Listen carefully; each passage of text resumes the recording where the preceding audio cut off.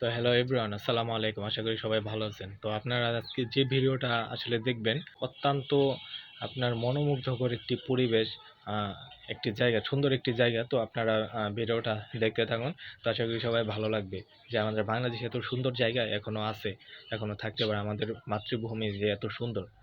দেখতে ছবির মতো হলেও এই গ্রামটি কিন্তু রয়েছে আমাদের খুব কাছে। অসাধারণ এই গ্রামের জাস্ট চারিদিকে পানি, অসাধারণ, অসাধারণ তবু সুন্দর একটি মাঝখানে জায়গা। ছোট্ট একটি দিঘি। আর দিঘির পাশে গ্রাম, তাই গ্রামের নাম দিঘির পাড়।